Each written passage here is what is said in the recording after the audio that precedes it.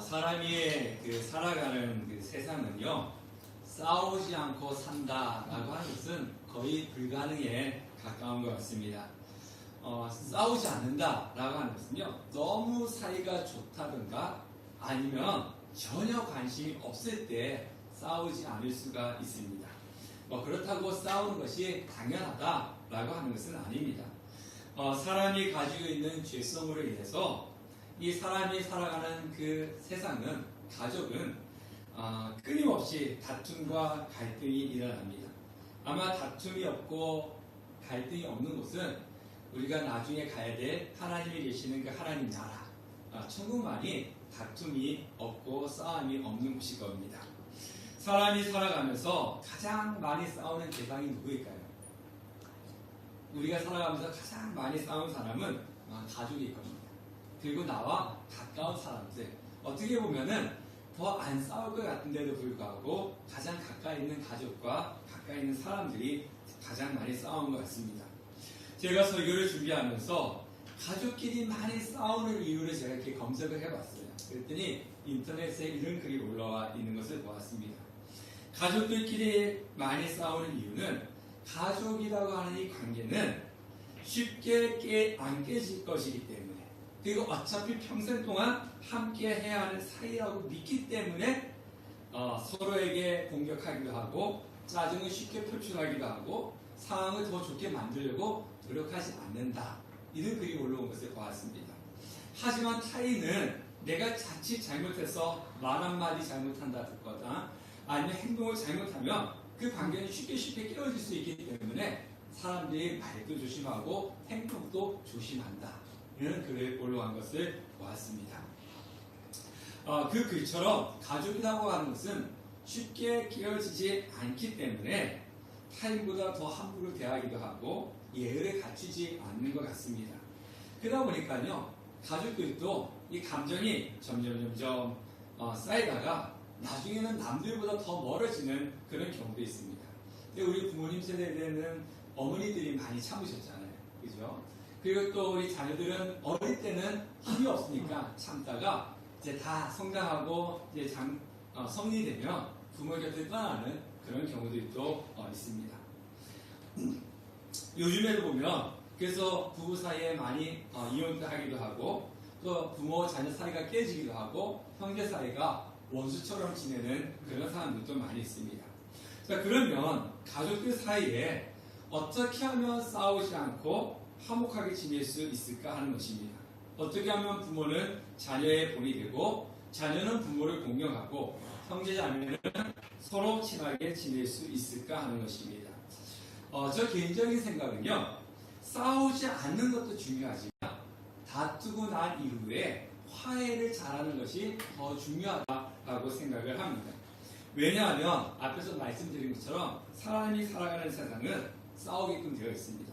정도의 차이가 있을 뿐이라고 하는 거죠. 이게 갈등으로 서로 상처 입은 마음들이 어떻게 화해를 하느냐에 따라서 평생 원수가 되는가 아니면 더 친해지고 돈독한 사이가 될 수가 있습니다. 현대 우리나라를 가지고 고소공화국이라고 그렇게 이야기를 합니다. 그만큼 고소가 많이 된다는 거예요. 이 말을 하면 고소하고 저렇게 하면 고소하고, 하여튼 고소가 엄청나게 많이 이루어져서 외국 사람들이 우리나라를 보면서 고소공화국이다, 그렇게까지 이야기를 한다고 합니다. 자, 우리 교회도 마찬가지잖아요. 예수 그리스도의 사랑을 외치는 교회가 성도들끼리 서로 싸우고 또 그 나눠져 있는 사람들끼리 서로 고소하고 그런 일들이 우리 주위에서 흔히 볼 수가 있습니다. 어느 신문 칼럼에서는 이 고소공화국이라 하는 이유를 이렇게 이야기하는 것을 보았습니다. 우리나라 사람들이 분노가 가득 차서 그렇다는 겁니다. 여러 가지 이유로 분노가 가득하고 분노를 풀지 못해가지고 분노의 표출을 고소로 한다, 이렇게 칼럼을 쓴 것을 제가 보았습니다.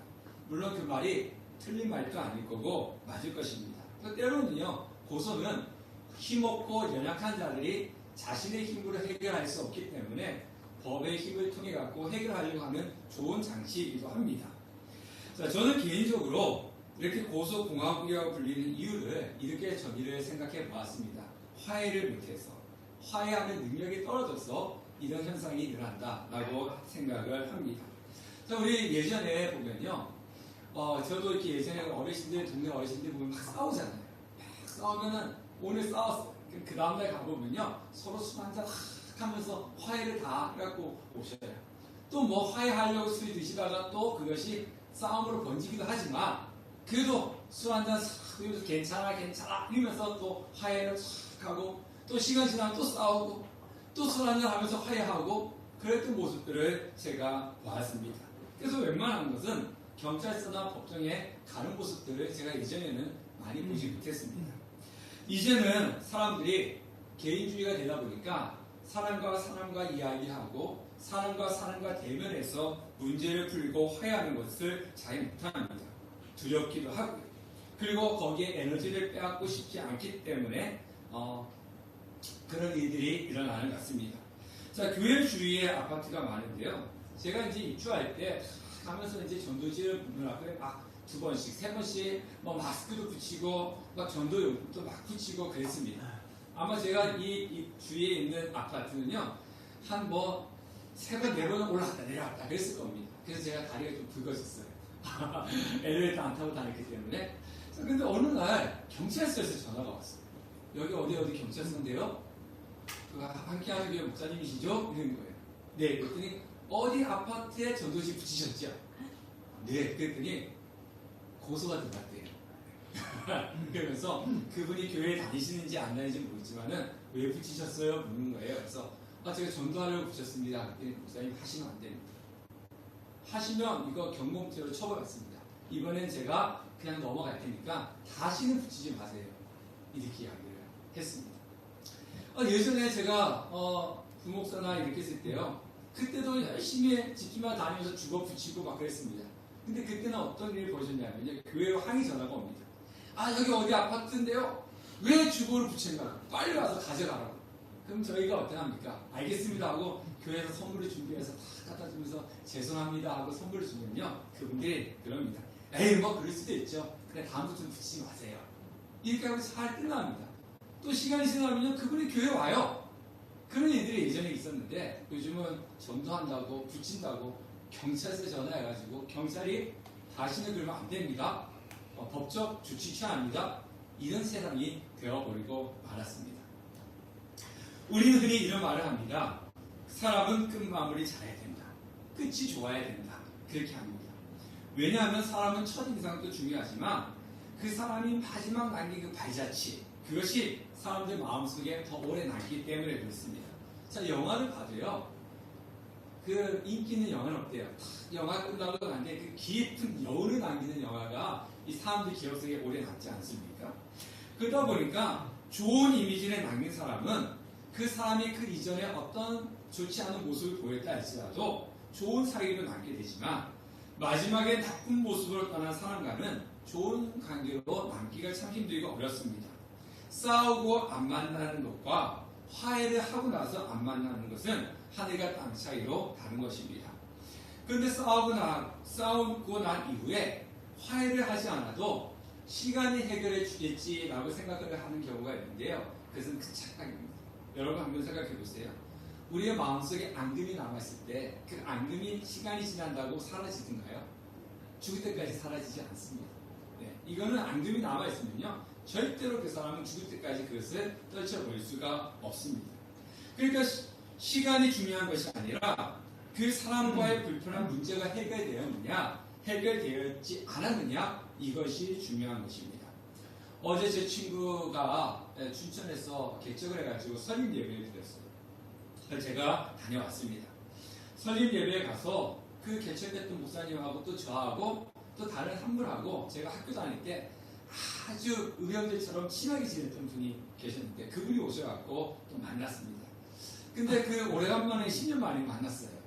근데 그분은요 외모는 참 우락부락해요. 3명 중에 제가 항상 제일 잘생겼어요. 근데 그 마음은요 천사 같아요. 그래서 제가 그분을 너무 좋아했어요. 그런데 10년 전에 어떠한 일로 제가 좀 다투었습니다. 다투고 나니까 전화 오지도 않고 제가 전화도 하지도 않고 그러다 보니까 사이가 점점 멀어지고 또 그 골이 점점 깊이 파여지지 않겠습니까? 그러면서 서로 전화도 안 하고 보지도 않고 그랬습니다. 10년만 딱 만났는데 어색하잖아요. 근데 식사를 같이 하고 식사가 끝나고 나한테 커피를 한 잔 마시면서 너 그때 왜 그랬어? 뭐 이렇게 서로 얘기했어요. 그러다가 그래서 그랬구나 이렇게 했구나 그래서 미안하다 제가 또 죄송합니다. 그리고 하고 나니까 어때요? 예전처럼 그냥 똑같이 돌아가는 거예요. 그 하기 전에는 서로 얘기하면은 뭐 서로 얘기도 안 하지만 중간에 그 기침한 친구 얘기하면 화해야지 무슨 화해는 이랬는데 만나서 미안합니다 죄송하다 하고 나니까 그냥 예전 모습으로 그냥 돌아가는 거예요. 깨어진 관계는요 시간이 해결해 주지 않습니다. 네. 용서와 화해가 해결을 해주는 것입니다. 우리는 5월의 가정의 달을 맞이해서 우리 창세기 말씀을 살펴보고 있습니다. 오늘 한 가지 예외 드리면서 원수되었던 형제들 간의 용서와 화해를 살펴보려고 합니다. 오늘 두 종류의 사람들이 나오고 있는데요. 첫 번째는 요셉과 그의 형들입니다. 지난 주일에 말씀드렸듯이 아버지 야곱의 편애로 요셉은 이복 형제들에게 미움을 받았고 시기와 질투를 받았습니다. 이로 인해서 요셉은 형들에게 팔려서 애굽의 노예로 갔습니다. 또 억울한 누명을 쓰고 지하 감옥에 갇히게 되었습니다. 하지만 하나님의 은혜로 요셉은 바로 왕의 꿈을 해몽해주고 애굽의 국무총리가 됩니다. 그러니까 바로가 꾼 꿈대로 7년 동안은 풍년이 있었고 또 7년 동안 흉년이 들었습니다. 이 흉년을 통해 가지고 애굽과 그 지역은 양식이 다 떨어졌어요. 그러니까 가나안 땅에 야곱이 살고 있었는데 야곱도 양식이 다 떨어져서 야곱이 그 자녀들에게 애굽에는 곡식이 있다더라 가서 사와라 라고 그렇게 보내게 됩니다. 그때 양식을 사러 왔던 형들이 요셉을 만나게 되었고 그런 계기를 통해서 가나안 땅에 있는 야곱과 그의 자녀들 모두가 다 애굽에 내려와서 고센이라는 땅에 정착해서 살게 됩니다. 17년 동안 살았습니다. 17년 동안 살았는데요. 그리고 17년 동안 살고 나서 이후에 지금 야곱이 죽습니다. 이게 오늘 우리가 읽은 성경 말씀입니다. 자, 15절 말씀을 읽어보겠습니다. 15절 시작. 요셉의 형제들이 그의 아버지가 죽었음을 보고 말하되 요셉이 혹시 우리를 미워하여 우리가 그에게 행한 모든 악을 다 갚지나 아니할까 하고. 그러니까 요셉의 그 형들 이복 형들 10명이 아버지 야곱이 죽었기 때문에 자신들 과거에 요셉에게 지은 죄로 인해서 요셉이 우리에게 원수를 갚지는 않을까라고 하는 그런 두려움을 가졌습니다. 자, 그 당시에는요 자녀들 사이에 이 원한 관계가 있어도 아버지가 살아있는 동안에는 서로 복수하지 않고 참는다라고 하는 그런 관습이 있었습니다.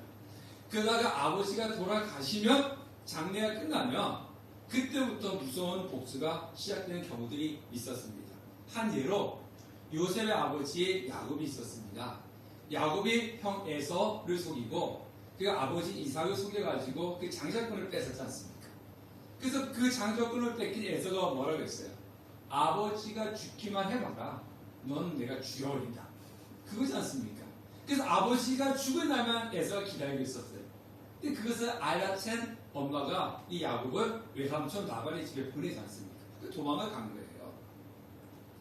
지금 요셉의 형들은 요셉이 지금 애굽의 최고의 권력자로 있으면서 그동안 자신들에게 잘해주고 자신들에게 손을 대지 않은 이유는 아버지 야곱이 살아 있었기 때문이다. 이렇게 생각을 했던 겁니다.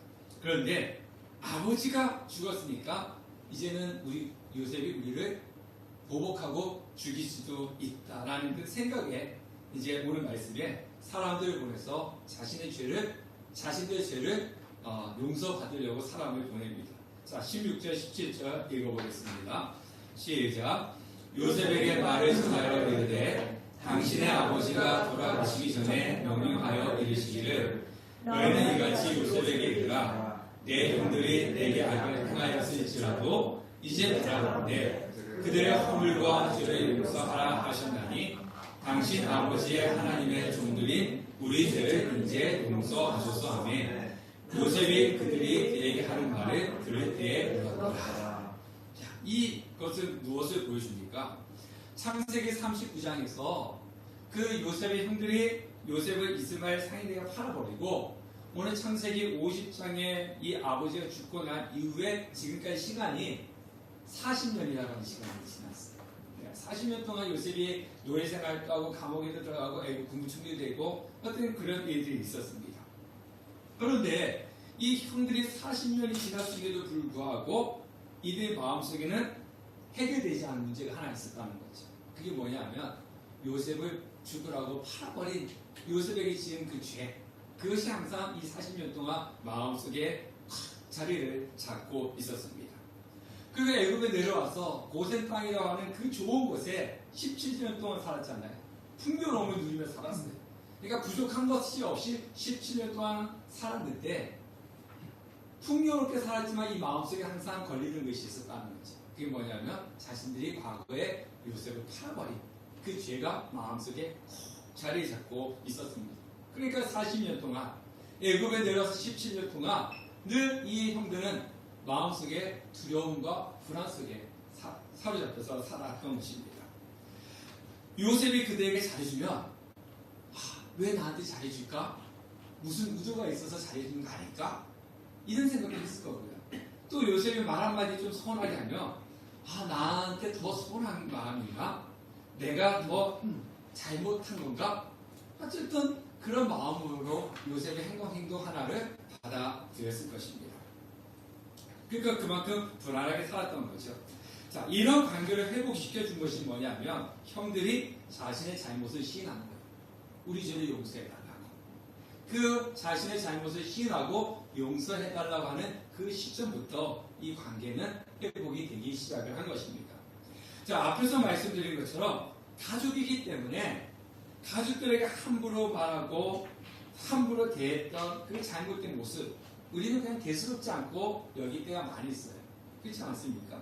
가족들 했던 말이를 그죠? 그리고 실수를 했을 때도 여러분들 우리 가족들한테 얼마나 사과하십니까? 미안합니다. 아니면 미안해? 죄송합니다. 별로 안 하시잖아요. 가족끼리는. 타인에게는 우리가 지나가다 타인에게 누가 살짝 부딪히기만 해도 어때요? 죄송합니다.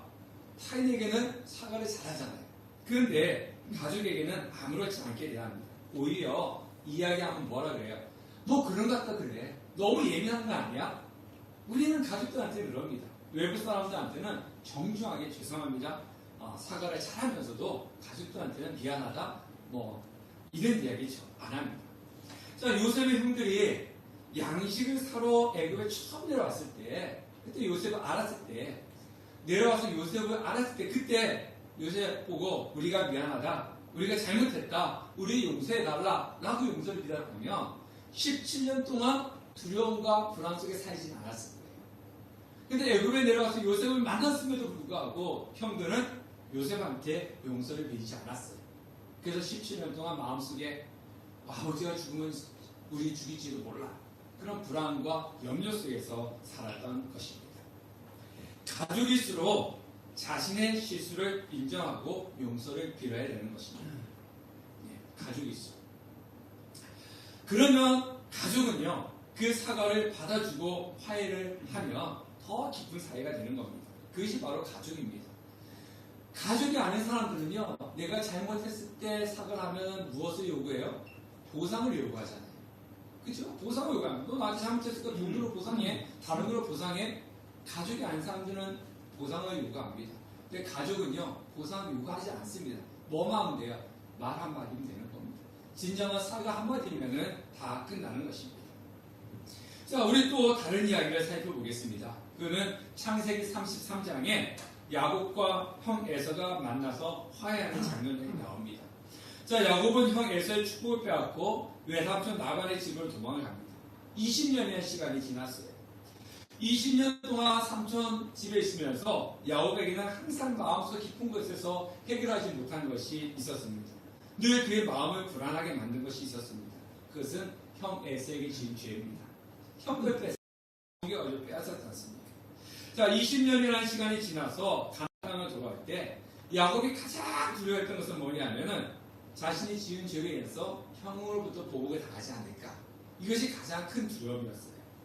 더군다나 형 에서가 400명을 데리고 군사 400명을 데리고 마주 온다고 하니까 얼마나 더 두렵고 불안하겠습니까? 그래서 지지난주에 제 설교에서 모든 식소들은 다 약복강을 건너게 하고 자기 혼자 남아서 하나님과 씨름했다 그랬지 않습니까? 그리고 나중에 야곱이 형 에서를 만났습니다. 드디어 만났어. 20년 만에. 근데 어떻게 했느냐? 3절, 4절, 창세기 33장 3, 4절과 10절 우리 다 같이 한번 읽어보겠습니다. 자기는 그들 앞에서 나아가되 몸을 7번 땅에 눕히며 그의 형 에서에게 가까이 가니 에서가 달려와서 그를 맞이하여 안고 목을 얼굴 맞추며 그와 입 맞추고 서로 오니라. 야곱이 이르되 그렇지 아니하니이다. 내가 형님의 눈앞에서 은혜를 입어 싸우면 청하건대 내 손에서 이 예물을 받으소서. 내가 형님의 얼굴을 배운즉 하나님의 얼굴을 배운 것 같사오며 형님도 나를 기뻐하시리이다. 자, 야곱이 에서한테 뭐라고 했냐면 내가 형님의 얼굴을 보니까 하나님의 얼굴을 본 것 같습니다. 아니, 자기 하나님 얼굴 봤어요? 이 땅에 하나님 얼굴 본 사람 아무도 없어요. 근데 하나님의 얼굴을 본 것 같이 형님의 얼굴이 하나님의 얼굴 같습니다. 이제 그렇게 고백하는 거죠. 자, 이 뜻은 뭐냐면요. 이스라엘 사람들은 하나님을 보면 죽는다라고 생각을 했습니다. 그런데 야곱이 약복강에서 하나님과 씨름했잖아요. 그 이스라엘이라고 하는 뜻이 뭡니까? 하나님과 씨름해서 이겼다지 않습니까? 그죠? 분이엘이 하나님 얼굴에 대면했다. 그렇지 않습니까? 내가 하나님을 만났더니 죽지 않았어. 하나님을 만나면 죽을 줄 알았는데 하나님 만났는데 죽지 않았어. 그렇지 않습니까? 그것처럼 내가 형 에서를 만났을 때 죽을 줄 알았는데 형이 나를 용서해주고 나를 안아주기 때문에 내가 형을 만났는데 죽지 않고 살았습니다. 그래서 하나님의 얼굴을 뵌 것 같습니다. 이런 고백을 하는 거예요. 죽을 줄 알았는데 살았다라고 하는 겁니다.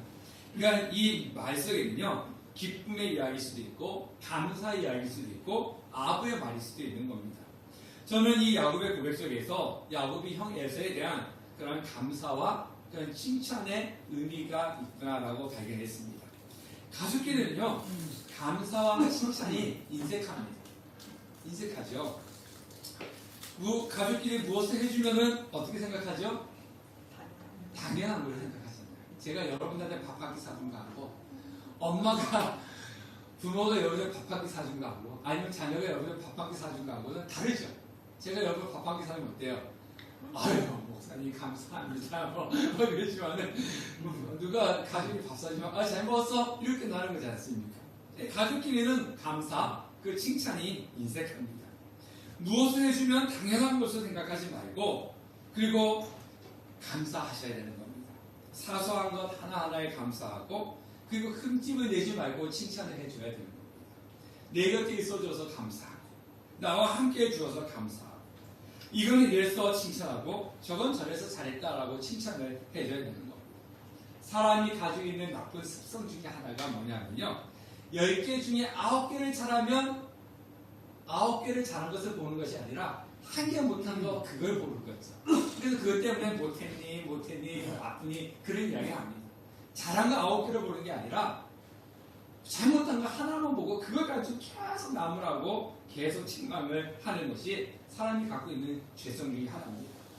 나와 함께 해주셔서 감사하고, 그리고 이것도 잘했다고 칭찬을 해주시기 바라겠습니다. 자, 우리 연습 한번 해볼까요? 옆에 있는 분들에게 하나님 얼굴 뵌 것 같습니다. 한번 해보세요. 앞뒤로. 예.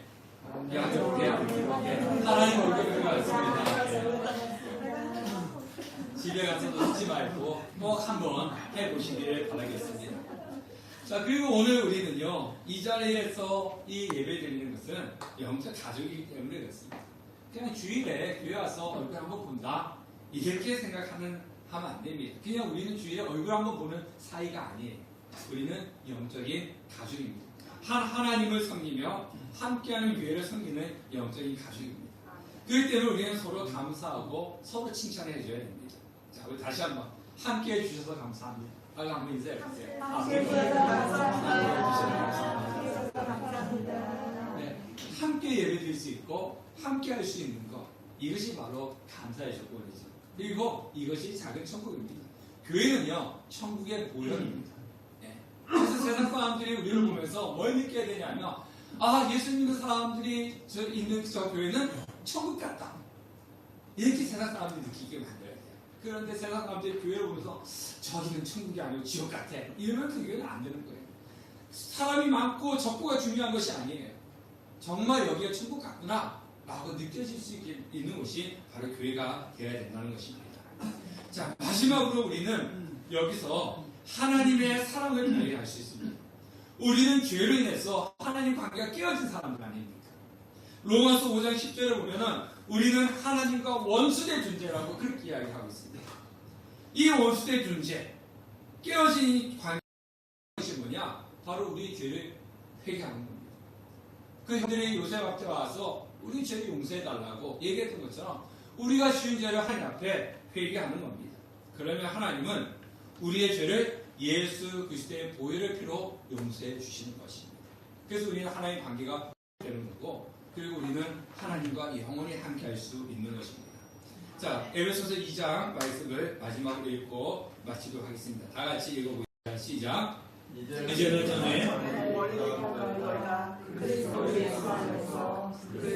그로 가까워졌느니라. 그는 우리의 합병이신지라. 둘로 하나를 만드사 원수된 것 곧 중간에 막힌 담을 자기 육체로 보시고 법조문으로 된 계명의 율법을 폐하셨으니 이는 이 둘로 자기 안에서 한 세 사람을 지어 화평하게 하시고 또 십자가로 이 둘을 한 몸으로 하나님과 화목하게 하려 하심이라. 원수된 것을 십자가로 소멸하시고.